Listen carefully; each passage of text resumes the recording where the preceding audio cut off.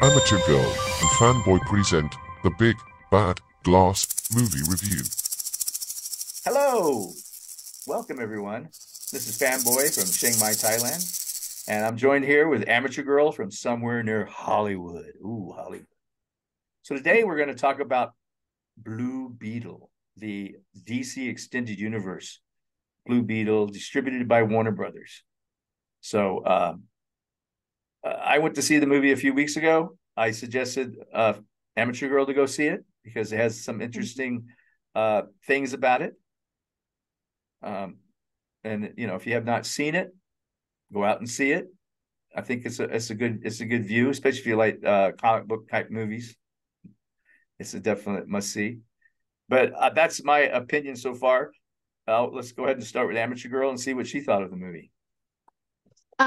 Well, I went and took my teenage son again, and I realized that Zolo Maridueña, he is from Cobra Kai. from Karate Kid. Yeah, Cobra Kai. Yeah, Right. love that kid.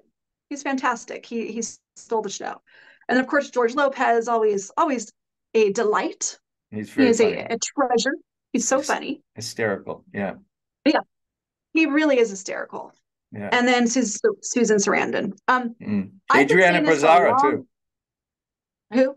Adriana Barraza. Yeah. She's like amazing. I'll talk to her about it in a minute because I know a little bit Yeah. about her. Yeah, she's great too. But those are the three that I liked the most. So I've been saying this for a long time that we need more movies out there with Mexican and Mexican American actors. There aren't enough movies. I mean, I live in California. I mean, most of our population, I work in the education system. You know, many of my students are Mexican American or from Mexico, and the movies that do come out that are more the characters or the actors that make up most of the cast that are Mexican and Mexican American are fantastic. There's heart, there's culture, there's so much going on that I feel like people can relate to. I mean, everybody can relate to, but you know, I feel like there just needs to be more of that. So I was really, really happy to see that because I didn't know, I knew nothing about this movie going into it. I went in completely blind. So so I was pleasantly surprised. The movie itself was fun to watch. I say fun a lot in all of my reviews. This one, I felt like they were really trusting us a little too much to fill in a lot of blanks with some of the backstory. I mean, for example, Grandma, great performance by her, but we really had to fill in a lot of like backstory, like because they just jumped around a lot. They made huge leaps. Cuban revolutionary. Yeah, right. Which I thought they mentioned it, and then she was actually a bit young for that. Because yeah. the Cuban Revolution was a long time ago. And then I told this to my son. He's like, "Who cares?" But I'm like, then they can just get into the beetle and just know how to fly it, and they know how to just use the weapons. Like, couldn't they've had maybe a 2-minute like montage of like them, you know, figuring things out? That was a little bit annoying. I mean, he really knew how to use that suit pretty quick. I thought they had really sort of like glossed over that. I can explain that away. But other than that, though, I enjoyed myself immensely. It was a good evening out with my son, and I highly recommend it. I really liked it. But I hope there is a sequel. Right. Well, I assume there will be. I hope there will be. I don't know. I think the box office worldwide is like 80 million now, 79 million. It's funny, when I went to see it, it was in IMAX, but I chose the Ultra Theater just because I don't think this was shot for IMAX. Sometimes they just take these movies and blow them up and make them fit IMAX and call it a thing. Because when I went, let me get back to what I was going to say. This movie started out at 83%. I go, oh, that's a good review. Right before I walked in, I go, oh, that's good. I was expecting less, right? And now it's at 79%. It's dropped a little bit for some reason. Yeah. Who knows? It's just this movie. The reason I say that about IMAX because this movie is actually was going to be made for HBO Max. This was not going to be a theatrical movie. Okay. This was going to be an HBO Max movie for their DC lineup, right? Because they're very heavy in DC. So that was what was going on there. So they decided that they liked it quite a bit. The director and the screenplay writer are fairly new to the business. I think the director is has a little bit more. What's his name again? Manuel Soto. I think he had Angel Soto, Angel Manuel Soto. I used to have some angels in class. They weren't the greatest students that I ever had. So if you have a student named Angel, you're in trouble. But the Angel Manuel Soto, he comes from Puerto Rico, and I guess he moved to Kansas City or something like that. And he another one of these entrepreneur types. He had I guess he got a house somehow, rented out all the rooms, and he slept on the floor. Took the money he used from renting the rooms after about a year or so, maybe less, maybe I think he said 6 months. Took that money and then he made a movie with it. Wow. He was came from I guess a middle class family for Puerto Rico, right? His dad sold cars, his mother was a flight attendant, so kind of a middle class family for Puerto Rico, and then he made that movie, and then he got noticed, and somehow he got into the business. Nice. And then he's supposed to direct. This is a bit of fun fact for you. He's supposed to direct the next Transformers movie. Oh my God. It'll be good. I can't wait. I had to laugh when I saw that. Oh my God, no. But anyway, your favorite. Most of the cast, if not almost everybody in this cast, is all from Hispanic background. The star Zolo Marijuana, pretty much what his name is, Zolo Marijuana. Is Mari Dueña. Is Mexican American from Los Angeles, right? So, but Adriana Barraza, who played the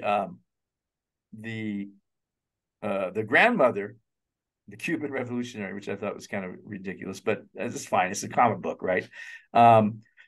She's amazing. She basically started out as a director in Mexico City, did many novellas. I think she's still directing novellas down there. She came up with her own system of method acting, and she teaches method acting in Miami with her daughter and I think her husband. They teach method acting in Miami, and they have their own school. And then at the same time, she's doing all this directing in Mexico. And then she's been in many, American movies and everything, crossover to Hollywood stuff. So this is just another one of those for her. Another little sad point. I mean, I like Susan Sarandon, but they were going to cast Sharon Stone in the part. I said, "Oh, she would have been very good in that part." Yeah, but interchangeable as the villain. Yeah, I know, interchangeable as the villain. But you never you see Susan Sarandon around quite a bit. You don't see Sharon Stone that much. But anyway, I guess the talks fell through. Maybe she didn't get enough money. Who knows what the reason was? But she didn't do it. So I like the way they cast the white villain, right? White female villain. Yeah. Being white ourselves, right? So that was all amusing to me. The movie itself, just as an entertainment, I thought it was great. Nikki, my friend I went with, she loved it. She thought it was a great movie. She thought it was much better than I don't know. I can't think of one of these comic book movies that were out recently. The Flash. She liked it much better than The Flash. Yeah, I gotta say I do agree with her on that one. Yeah, I don't know. I still like The Flash. I'm one of those those guys who are hanging on to my Flash, love of The Flash, right? So, but the Blue Beetle was good.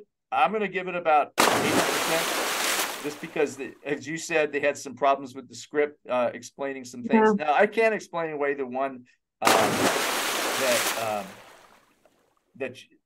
so 80%, 20% off for some script problems, just because but again, you said, how does this guy learn how to do it so fast? Well, you explain it away simply by saying that alien, symbiotic alien, which is kind of like Venom, right? Except a nicer person than Venom. Yeah. And it has a name, but I can't pronounce it. I can't remember what it was. Took a liking to him, and so he took a liking to him. So they fit together, so that alien he's able to adapt himself very quickly to it. Right. Yeah. It's not like wearing Yeah, iron. absolutely. Yeah, but and am I going to fling myself off a building to test that? I mean, but it's a movie. But yeah, and even though and then it's also DC's answer to Marvel's Iron Man. It's like a poor man's Iron Man, right? You know, the Blue Beetle. That's what I kept seeing in it. And even though this entire city, this fictitious city, the movie was shot in El Paso and Puerto Rico. This fictitious city that they had developed, I can't remember the name of it. You know, it's like even at one point he's wearing a Gotham t-shirt. So he must have he has some ties to Batman and stuff too. In fact, they said that it was some part of this was also inspired by Injustice 2, which is a game on a PlayStation game or Xbox game, whatever. It's a video game, and so I guess I haven't looked at that game, haven't played it, but I read up on it a little bit. No, it looks like it's a fighting game. You know, they go out and they fight these different like more Mortal Kombat type situations. So it was inspired by that. But anyway, but it's an entire Hispanic city, mostly, right? And the rich people live over in the financial area, you know, across the bay there, and the poor people live there, and they want to gentrify it. So again, you get this whole socialistic thing where the rich people are, you know, slaving over the poor people. I mean, it's one of those didactic situations that the screenplay writers love to use over and over and over again. I mean, it's hard to even find movies that don't have that didactic in it. I think one of the first film classes I ever took, the professor was talking about didactics and that type of thing. The way they set things up. And this one is, you know, the poor versus the rich, that type of stuff. Even though they're all Hispanic, it's still poor versus the rich, you know. Well, Susan Sarandon's not Hispanic. No, she wasn't. White. That's right. I don't know. That was confused by that because, you know, they picked the daughter. She's Hispanic, but they act like they act like she's not. But all they did was just say her name, and they didn't like that family because they're rich, right? You know, George Lopez was the main spokesperson about all that.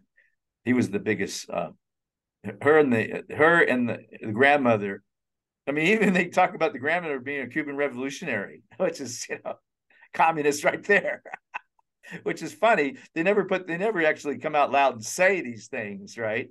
But they definitely imply them. You know, Batman's a fascist, blah blah blah. You know, all this stuff. They definitely implied all that stuff in the script. If this was made back in the 50s, these guys would have been called before the House on Un-American Committee. Well, of course, it never would have been made in the 50s, right? But I'm just saying, these are the kind. This is the kind of movies that, you know, that piss these Republicans off. So that's another reason I liked it. What else about it? I don't know. It's just, but as an entertainment, fantastic.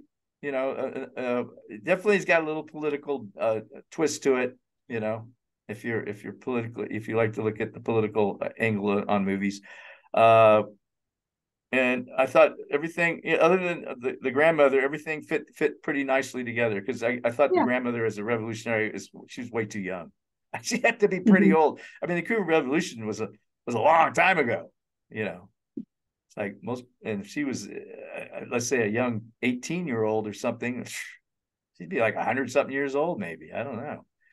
And that was kind of kooky. But other than that, I don't have much else to say about it. Yeah. Go out and see it. Go out and see it. And that is us from, this is Fanboy from Chiang Mai. And Amateur Girl. See you later.